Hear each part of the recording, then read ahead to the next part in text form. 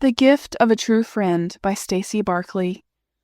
And let us consider how to stir up one another to love and good works, not neglecting to meet together, as is the habit of some, but encouraging one another. Hebrews chapter 10, verses 24 through 25. One of the greatest gifts God has given me is a friend who loves me enough to speak the truth, even when it's uncomfortable. That friend is Pat. Although we attended the same church, we never connected until a women's retreat years ago. We instantly clicked over family stories and our mutual love for God. Since then, Pat has celebrated my joys, cried with me, and prayed over me when I didn't have the words. However, one of the sweetest and most challenging ways she's loved me has been by gently correcting me when I was wrong. I remember on one of our Wednesday afternoon walks, I was venting about my mother.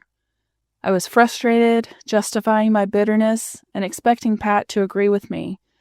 Instead, she looked at me with love and said, "I understand your pain, but don't let your heart be hard. Don't let the bitterness take root." Her words stung, but I knew she spoke them in love. I knew she wasn't judging me. She was helping me. In that moment, her gentle correction turned my heart back toward grace. Proverbs chapter 27, verse 9 says, "Oil and incense bring joy to the heart, and the sweetness of a friend is better than self-counsel." Pat's counsel wasn't flattery.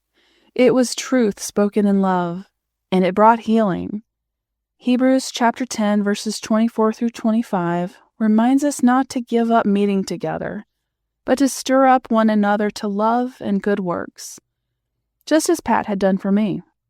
So many of our Wednesday afternoon walks echo the truth of 1 Thessalonians chapter 5, verse 11.